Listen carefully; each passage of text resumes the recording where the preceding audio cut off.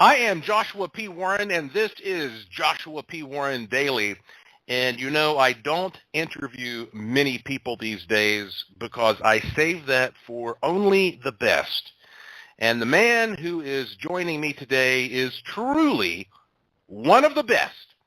You've heard me talk about how I met the great magician Murray Salchuk on this podcast. And you know that he and I are working on a TV show project together, but we're not currently allowed to say much more about that. What I can tell you is that Murray is truly one of the greatest magicians in the world, and he has got the awards to prove it. When you're riding down the Las Vegas Strip, you will see his face on a huge digital screen outside Planet Hollywood where he performs regularly. Murray has performed on TV and live on stage all around the world. You may have seen him on, America's Got Talent. Many have seen him on shows like History Channel's Pawn Stars, where he serves as the resident magic expert, contributing his wisdom whenever a magical item comes into the shop. He knows everyone, has a huge following on social media. In fact, over 688,000 subscribers on YouTube alone. And he is obviously one of the most talented people on this planet. Some know him as Murray the Magician. Some call him Murray the Celebrity Magician. His website is murraymagic.com. That's spelled MurrayMagic, murraymagic.com. But he is indeed Murray Salchuk, and it is a true pleasure to say, Murray, welcome to Joshua P. Warren Daily. Thanks, Joshua. That was quite the introduction. I'm like, wow, I want to meet this guy who's done all this stuff. That's pretty impressive. Thanks for having me on your show, buddy. Well, you're very welcome, and you must look back at your life sometimes and say, did I do all that? I mean, you've had one of those lives, haven't you? Yeah, I have. You know, it's funny that you mentioned that because I have my home here, which you've been to a couple times, and, you know, we store stuff in the garage and this and that, and a buddy of mine was looking for an old trick. And I said, you know what, I have that trick for you. I did it a long time ago, but I got to find the tape. And it was on one of my VHS tapes.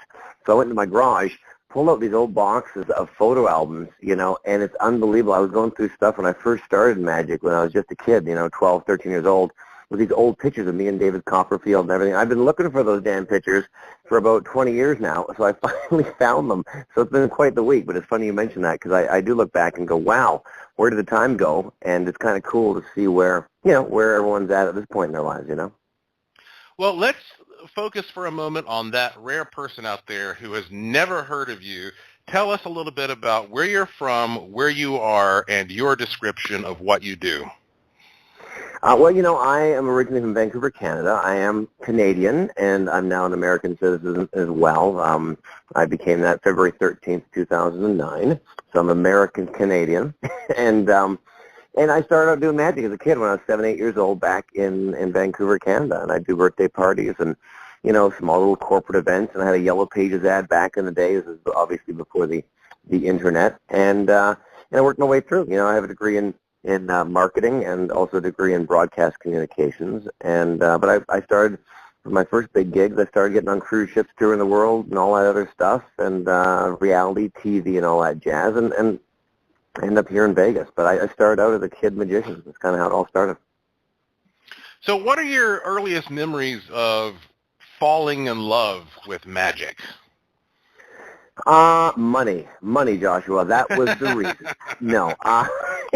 Well, you know, it's funny. I fell in love with magic because I'm the only child, not by choice. My parents were older when they had me. My dad was 43 at the time, and my mom had 8 miscarriages, and I was the 9th shot at it, and I was born. I had a twin, and she lost the twin in the first trimester, so I made it.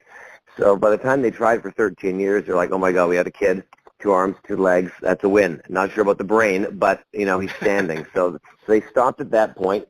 And as an only child, you know, you always love attention and stuff like that. So, you know, I started in the business dancing professionally. I Ukrainian dance because my heritage, my background is half Ukrainian and half Scottish. So I did that, played musical instruments like the accordion and keyboard and saxophone. So I did all that, and then my birthday's in November, Christmas is in December, obviously, and so my family, especially my uncle and aunt, always asked what I wanted. I never really was one of these kids that wanted much. I just wasn't like that. And so I'd open up the Sears catalog when there was one, and I would look at things in there that I might like just for ideas.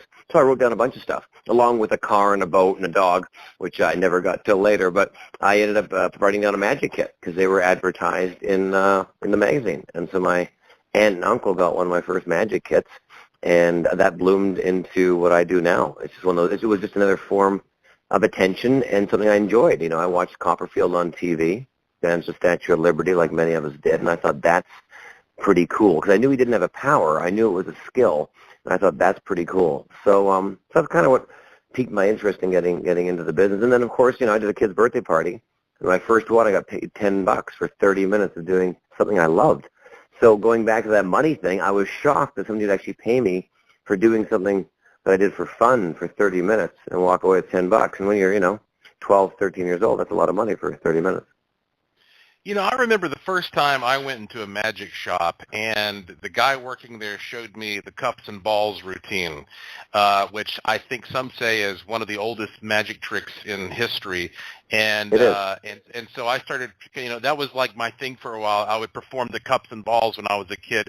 What was that trick that initially, attracted you? Where you were like, okay, I can do this really well, and transitioned you into what would become this career? Well, it's not far off from what you just said. Cups and balls was one of my first tricks. I think the real first trick for me was a buddy of mine, a guy named Martin Dick. His name was. He was like a magician that did it on the side, but he fixed car motors and did a bunch of stuff. But he was a very dear friend of our family's, and he did a jumping elastic band trick. And I teach it on my YouTube videos, and I've taught it many times in different shows. And you basically put two elastic bands around two fingers of your hand, and you can show it's only around two fingers. And then when you basically open your hand or turn your hand, the elastic band around the two fingers it's jumped to the other two fingers. It's called the jumping elastic band trick. I think that was probably one of my first tricks I ever learned. And it's cool. It's visually stunning, and it really works, and it's easy to do. So, when you're learning something like, especially as a child, you want those early successes so you don't get deterred from not doing something you might like. You know what I mean? So it's kind of like when you're learning the guitar, you're not going to learn a song from Queen probably. It's probably going to be something more like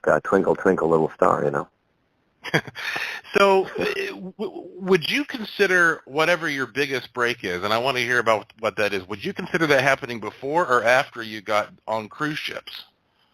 I would say it's probably after. I consider big breaks are a bunch of small breaks that at the time were big, And then also when you ask fans, they have their moment when your big break was, because when they were first introduced to you, So, I just started doing cruise ships when I was 19 years old.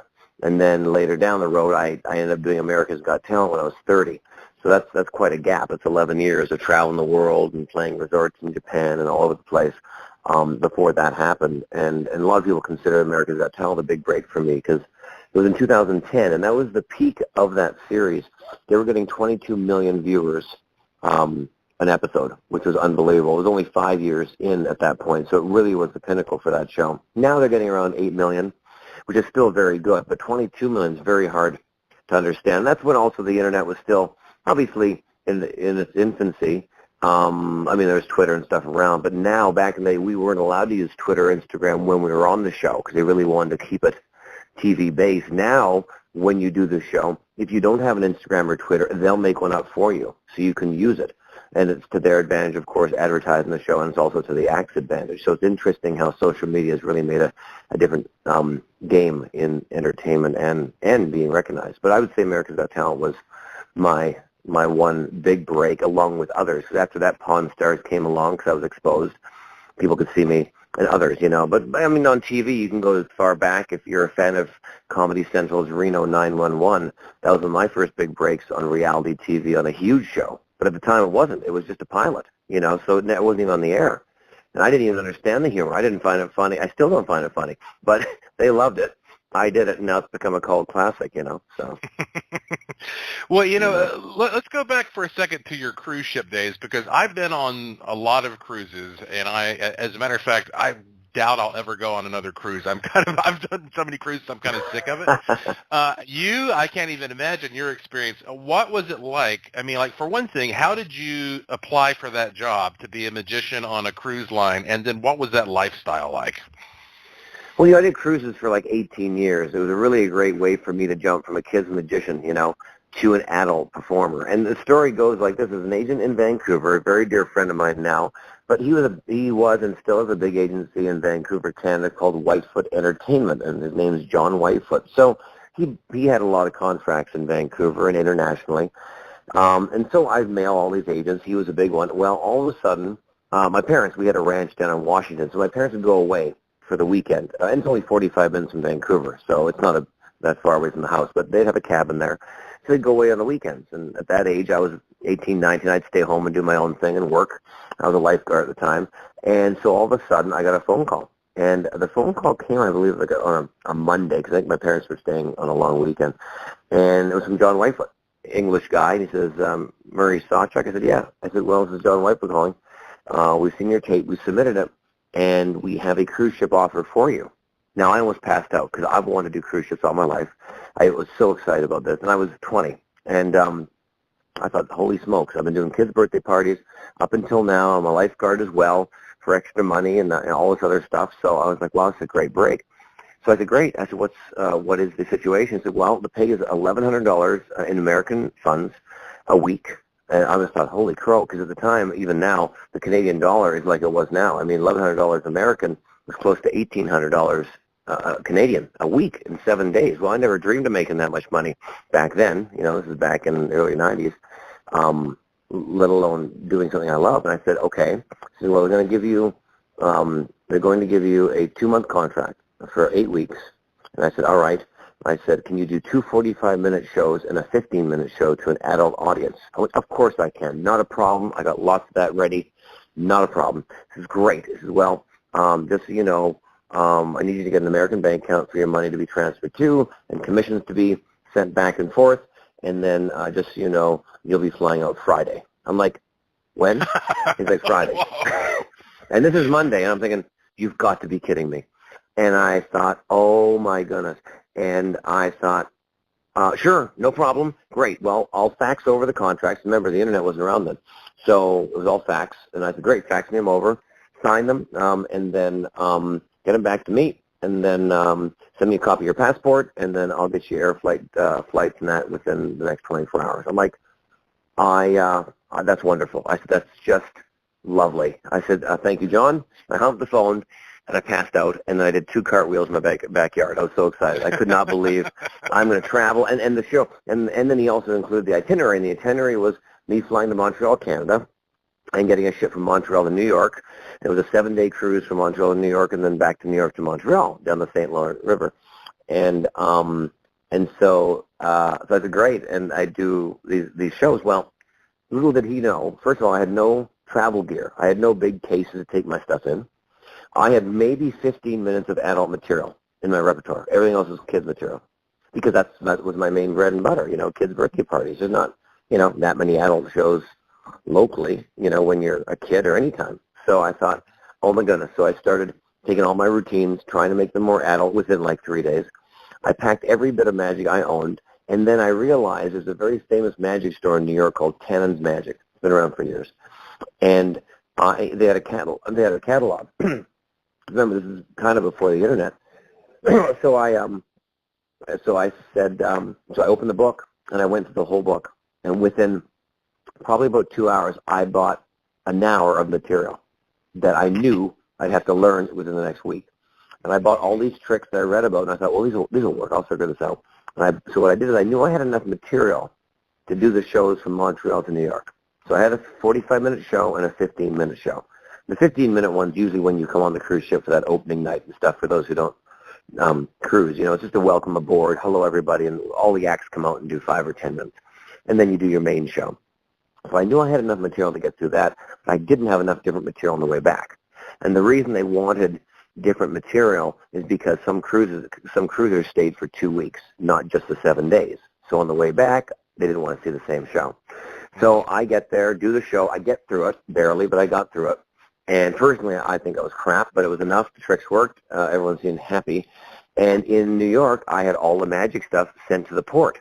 And so I had another hour of material in boxes, and I was praying to God they would get to the port. But I figured since the magic shop was in New York City, not a far drive. So sure enough, I had the stuff, and I got all the stuff in my cabin, and I swear to God, my show was like 3 days later on the way back. I must have stayed up till 4 a.m. every night learning this stuff, and then I had to put music to it. And music back then was all on cassette tape. So I was dubbing cassette tapes, finding music off my other, cassette tapes. And it was really a crappy situation, to be honest with you. But I put all this show together, and I did it. And I got back to Montreal. Long story longer, a new cruise director came on. She liked what I was doing. She knew it was a big break for me. She said, Murray, usually I change acts when I come on. Once your contract's done, I look for new acts. But I like you. And you're pretty good with the computer. Would you like to extend? And said, I need an assistant cruise director to help me with the programs and that. Would you like to stay on and do both jobs? You'll get a pay raise of like $500 more a week. I thought, you've got to be kidding me. I said, of course I would. And long story longer, I ended up extending 5 more times. I stayed 7.5 months on the cruise ship. I got paid as an assistant cruise director and as a headliner. So that was how I got into the business, and I stayed 18 years touring and traveling and seeing the world. See, that is such a fascinating story, especially to me. I can just imagine all of these moments of drama and tension and excitement, and which really, though, brings me to a bigger issue that I often think about when I think about you, and that is how nerve-wracking is it to be with a live audience, whether it's small or huge, knowing that every person's perspective matters and every tiny detail of what happens on stage must be perfectly coordinated for this to work. What is it like to deal with that? It's exhausting. Now it's a way of life because I do it all the time. But when you're new to anything, I think it's like anything. Whether you're a dancer walking on stage, whether you're an astronaut going to the moon for the first time, even astronauts who've flown planes all their lives and they've tested, and that first trip up is definitely a lot different than your 10th trip up, and it's just something that you're trained good enough for things to go right. But the real pro does well when things go wrong, and that's the real test of a professional. I think that goes in any field, whether you're a teacher, a doctor, lawyer, surgeon, whatever it might be. Airline pilot.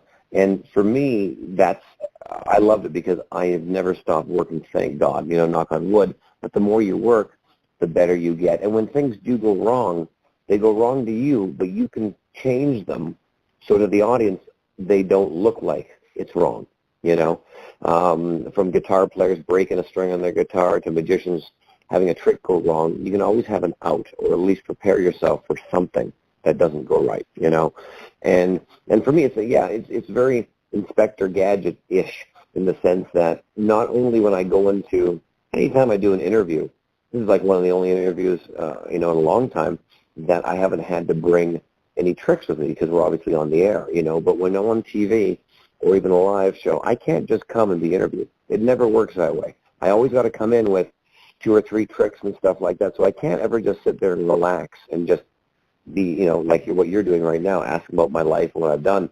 I always got to have something on me, and get ready to perform at a moment's notice if asked, or sometimes it's pre-planned.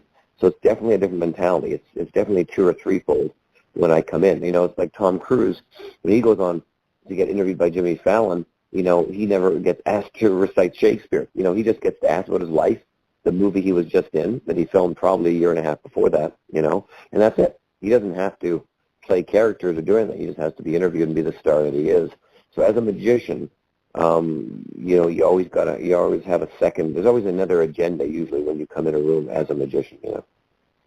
Yeah, I can see why that would definitely be taxing because, a lot of people think of me as a ghost expert, but, nobody expects me to manifest a ghost on the spot or something like that, So Sure. Yeah, that's tricky, and plus there's so much pressure because everybody is trying to figure out the trick. Maybe not everybody, but a lot of people are.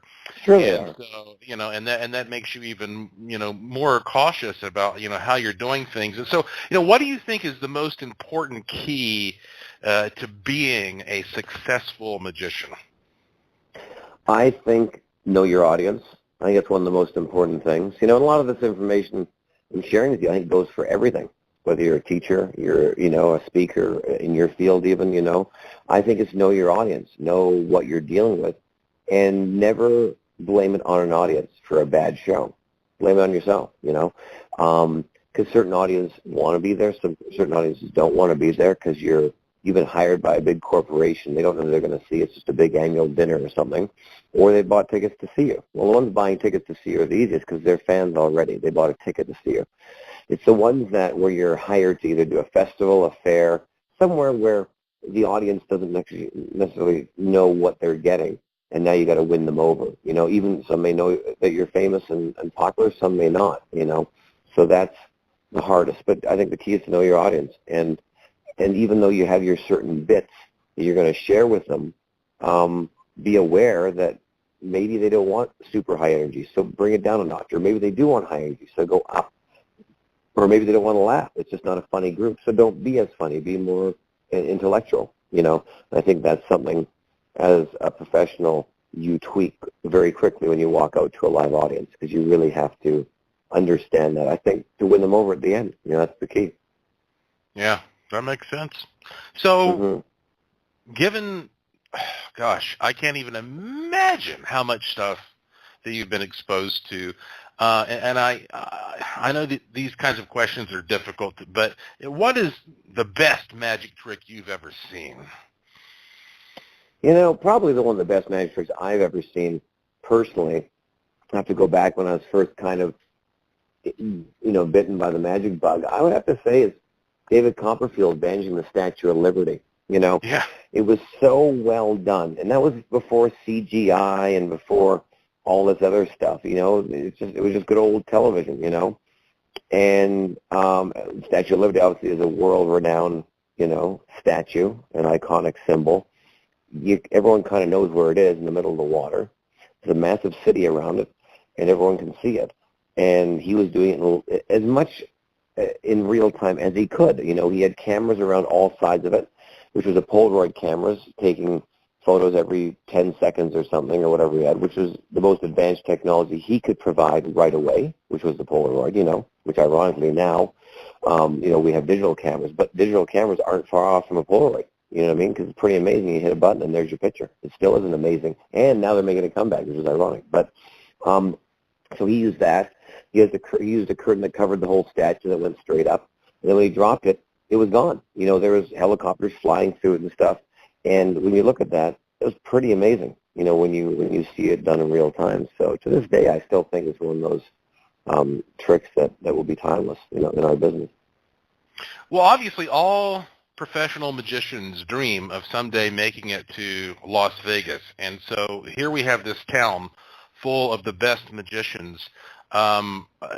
Do you guys hang out with each other, or like what is it like to be within this elite community of professional magicians who have a show here on the Strip? I mean, what's the mood like amongst all of you, so to speak?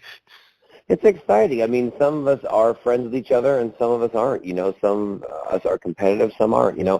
As far as I can think of, I'm friends with them all. There's a couple that we don't hang out, but we're cordial and stuff like that. Because I think to get to a Las Vegas level, you have to have your own brand, your own style, and it's not about competing anymore. Yeah, we're competing for tickets, and we're competing for all that, but we're kind of who we are. It's the same as Elton John being on the Strip along with Celine Dion and Rod Stewart and a bunch of other people and Barry Manilow. Well, when people come to town, they may love all of them, but they're all going to make a choice to go see one or the other, and that's kind of it. And you kind of put your talent on the table, and then whoever wants to come see it, they buy a ticket and come see it. So it's kind of a nice thing where you can sit back and you kind of clawed your way to the top, and now you can share it with some other people because it's enjoyable. I love the business. I think it's amazing. And I see a lot of people in this business become very jaded and all that, and I hope to never be that person because I think it's wonderful. You know, every era lends a new type of entertainment. You know what I mean? Good, bad, or indifferent. What does it feel like when you're going down the Vegas Strip and you look up there and see your face on the big digital screen? I mean, do you just have flashbacks of your whole journey that has led you to this point? Or, I mean, what does that feel like? Well, first thing I think of is go, wow, my head's really large. But the second thing is, I go, what are the chances? I mean, it's almost surreal because, you know, here I'm from I want to say a little city, but I'm not. Vancouver's a big city in Canada. But here I'm the city guy in Canada, another country, and I'm, had a dream to really make it somewhere. And I pushed, and people always go, how did you make it happen? And I go, I'm not sure. One thing I know I am is that I have perseverance. I've never stopped reaching for the stars, as Casey Kasem would say. You know, there was never a ceiling to me. I always thought, well, why not? Why couldn't I be really good and really up there? You know, and now I'm here, and it is amazing when I drive by and see. One day it won't be there. One day I'll be a little old man that's 80 years old, and hopefully I'll make it, that no one will ever know and hear about and go, my God, you know, back in the day, that guy used to have a show on the Strip, you know. And it's one of those things I think it's kind of cool to take it in and enjoy it. But I don't rest on my laurels often. You know, you take a few pictures, post them on Facebook, you're excited, and I'm pushing for the next thing. You know, I always am, you know. As you mentioned in the intro to this interview, you know, I'm always looking for TV. I'm always looking for other opportunities, you know, and that's how you and I came together as friends working on the project for this TV show. I think it's great. You know, I've always loved looking for that next thing. It's what keeps me in the business.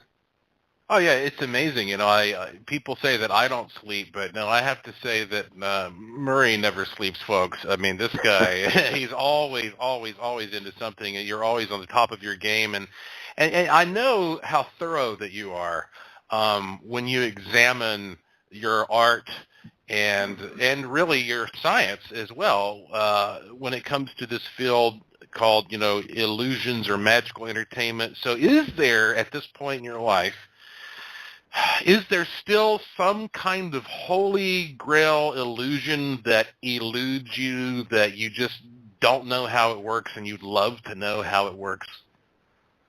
I can't say there is, you know, and the only reason I can say that is I've been doing the business for 30 years, you know. In the first 4 or 5 years, yes, you could ask that question. I probably have a list of them, you know.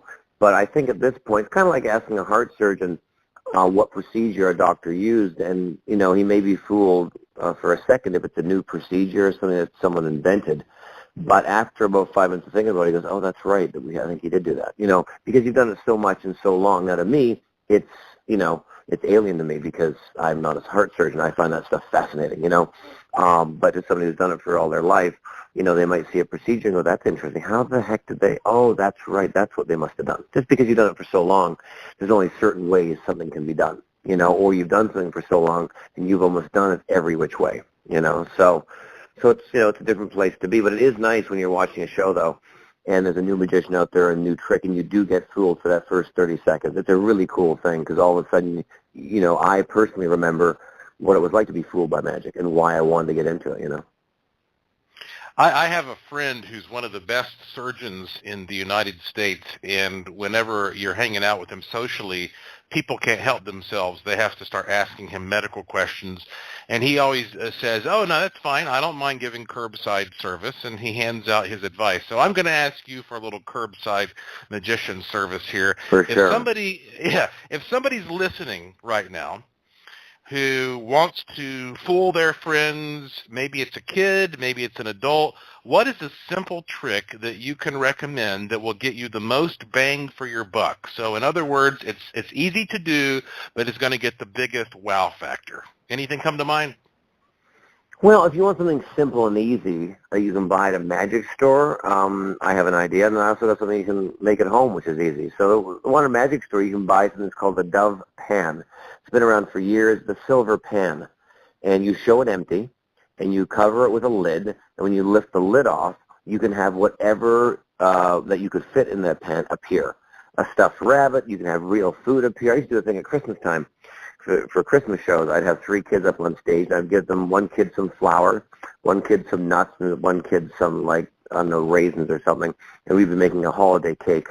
And so I'd have the empty pan, and one kid would pour the flour in, and the kid would put the nuts in, and then someone else put the raisins, and then I would take lighter fluid and light it all on fire and make a joke about it, going, hey, I didn't have an oven, so I'm using this. I said, highly not recommended, kids, but for now it'll work. And then I'd light it on fire, cover the lid, and when I took the lid off, there would be a Christmas cake there. And I'd give it to one of the kids to take home, and that's it. So it's a really simple trick. It works by itself, very easy, and if you buy it, it will work as long as you follow the instructions, and it doesn't take a lot of skill. It's more about the presentation. Now, if you want to try something fun at home, that's just a cool trick. It'll even impress yourself the first time you do it. What you do is you get a bowl of water. Get a white bowl. It's easier to see if you have a white bowl. It's not just a clear one, but white works.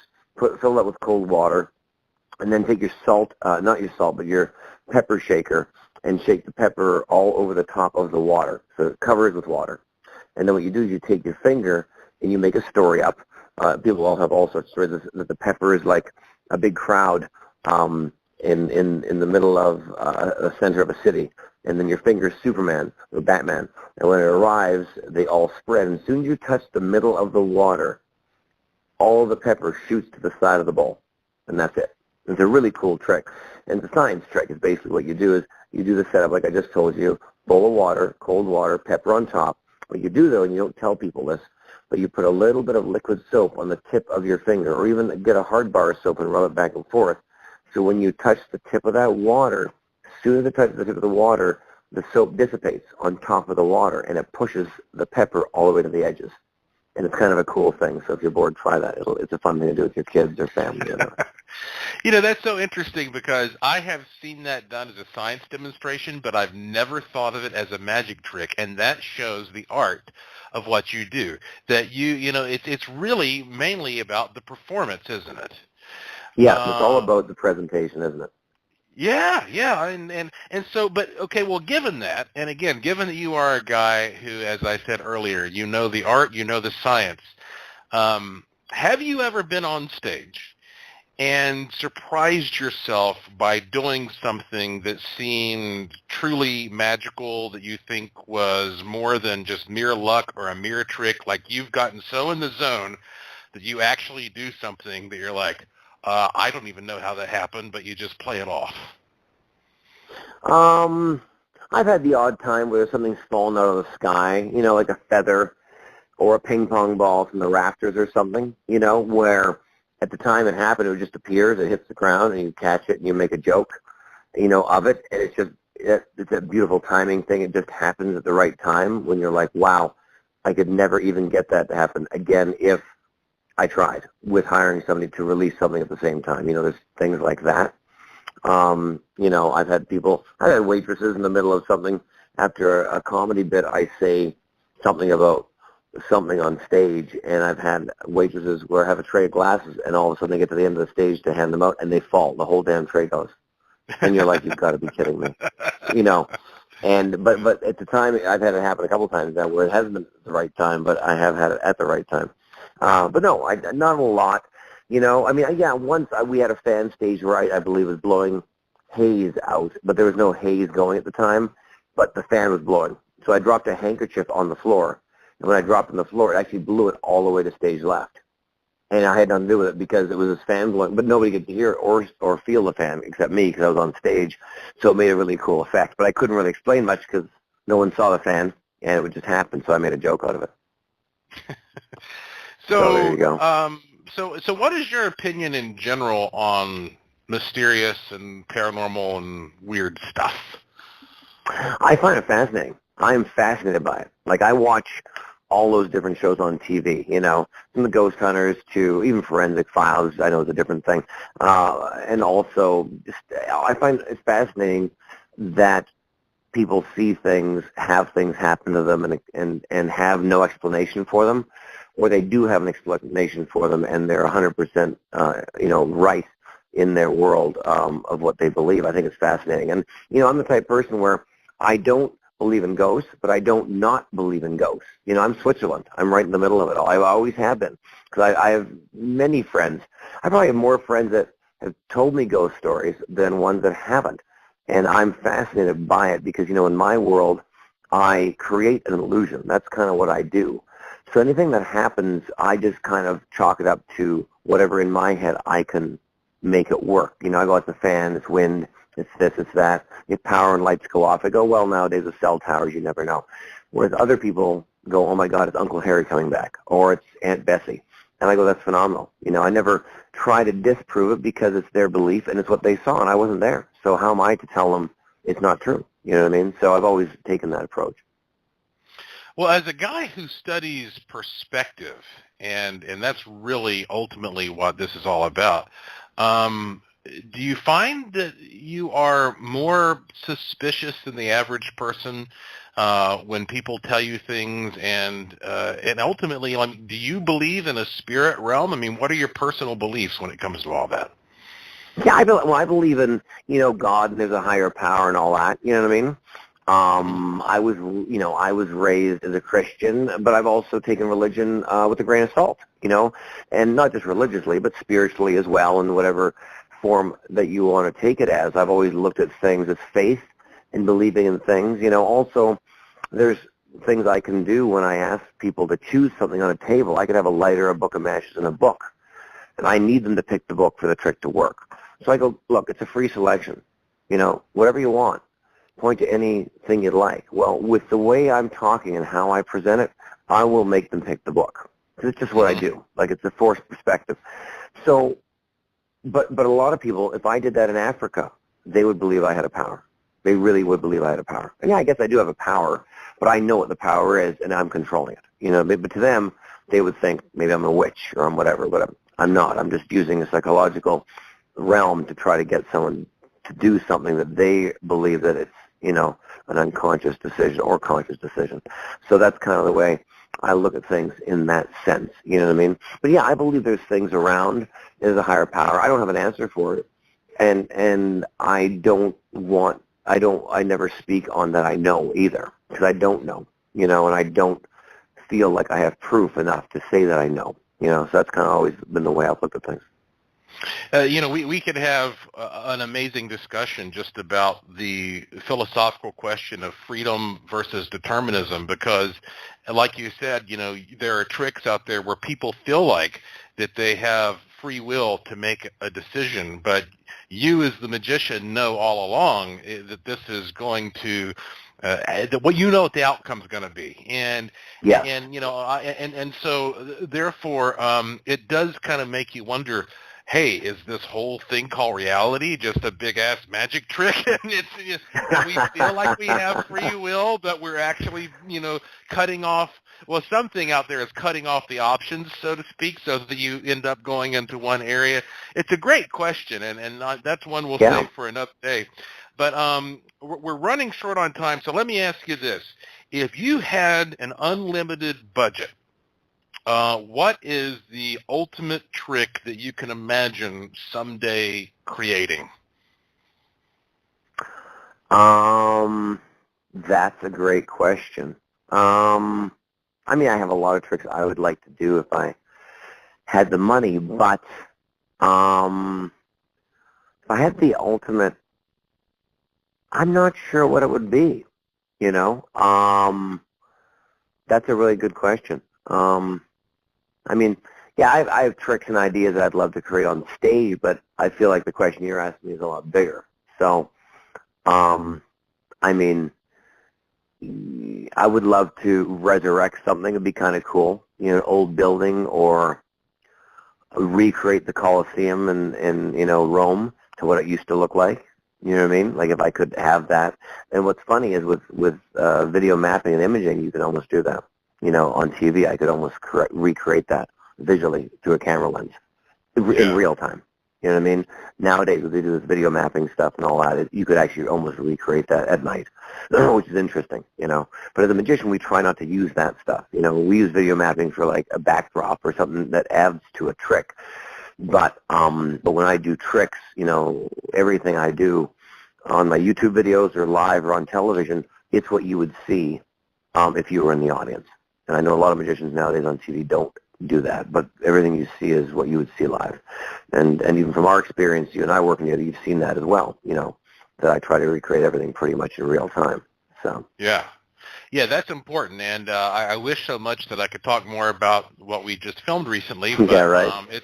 it's a really good example of this, and hopefully people will be seeing this on television in the near future. But okay, so Yeah. Murray, tell everyone everything about how to enjoy your work. So please give out your website, your social media info, your upcoming performance schedule, whatever you want. The floor is yours.